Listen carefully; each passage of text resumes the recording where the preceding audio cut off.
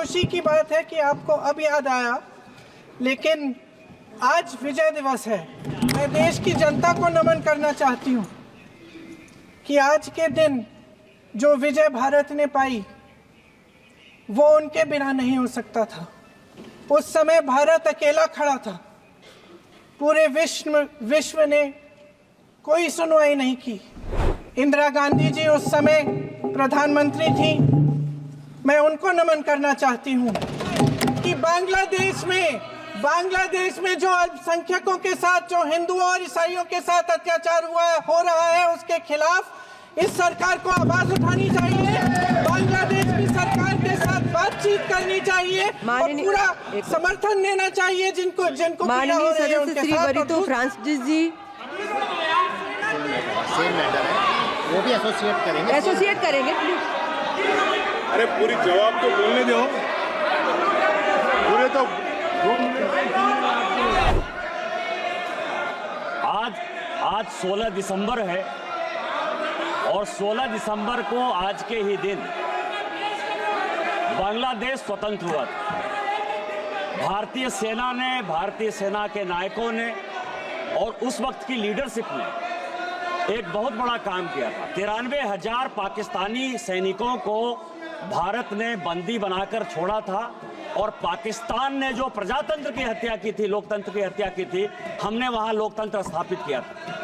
लेकिन मैं आपके माध्यम से सभापति महोदया, इस देश को यह बताना चाहता हूं कि इस आंदोलन में नजरुल इस्लाम, त्रिपुरा के जो राजा थे बर्मन फैमिली, कांग्रेस के जो मुख्यमंत्री रहे मुकुल सांगमा जो टीएमसी में है उनके पिताजी, और सबसे बड़ा जो योगदान रहा बाबू जगजीवन राम का, उस वक्त के रक्षा मंत्री जो थे, उनको इतिहास ने जो है, क्योंकि जय जवान जय किसान का नारा वही सफल हुआ था।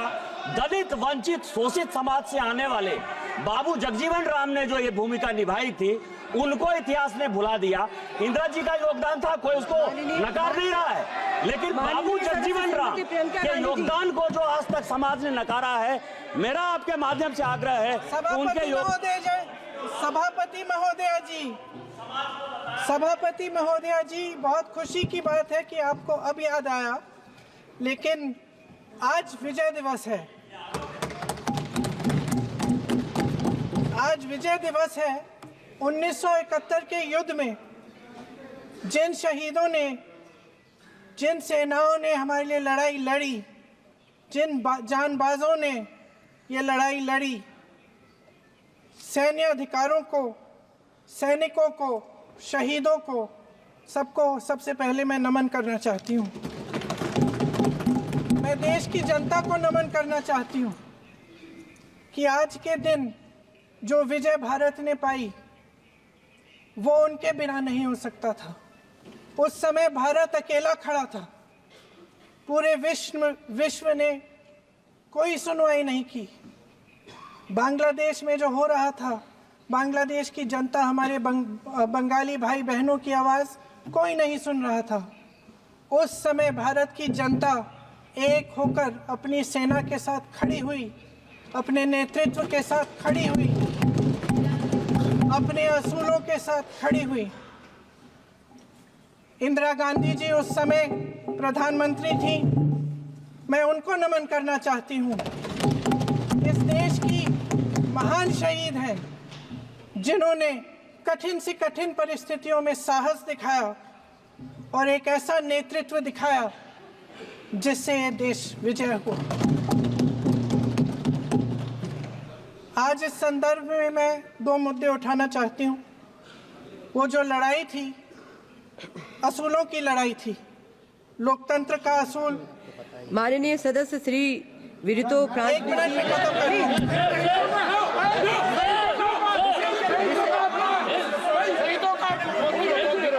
मैं संक्षिप्त में बोल देती हूँ। कंप्लीट करिए सभापति महोदया जी, मैं संक्षिप्त में बोल देती हूँ। कंप्लीट करिए। 2 मुद्दे हैं, संक्षिप्त में बोल देती हूँ। पहला मुद्दा ये है कि बांग्लादेश में जो अल्पसंख्यकों के साथ, जो हिंदुओं और ईसाइयों के साथ अत्याचार हो रहा है, उसके खिलाफ इस सरकार को आवाज उठानी चाहिए। बांग्लादेश की सरकार के साथ बातचीत करनी चाहिए और पूरा समर्थन देना चाहिए जिनको पीड़ा हो रही है उनके साथ। फ्रांसिस जी सेम मैटर है, वो भी एसोसिएट करेंगे। एसोसिएट करेंगे प्लीज। अरे पूरी जवाब तो बोलने दो। पूरे तो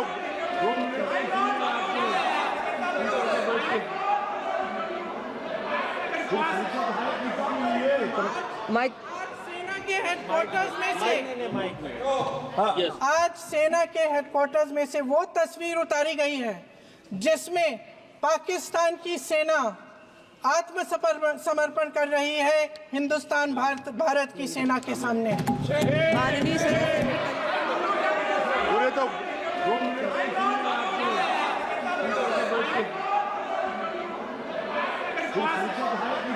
खुशी की बात है कि आपको अब याद आया, लेकिन आज विजय दिवस है। मैं देश की जनता को नमन करना चाहती हूँ कि आज के दिन जो विजय भारत ने पाई वो उनके बिना नहीं हो सकता था। उस समय भारत अकेला खड़ा था, पूरे विश्व ने कोई सुनवाई नहीं की। इंदिरा गांधी जी उस समय प्रधानमंत्री थी। मैं उनको नमन करना चाहती हूँ कि बांग्लादेश में जो अल्पसंख्यकों के साथ, जो हिंदुओं और ईसाइयों के साथ अत्याचार हो रहा है, उसके खिलाफ इस सरकार को आवाज उठानी चाहिए।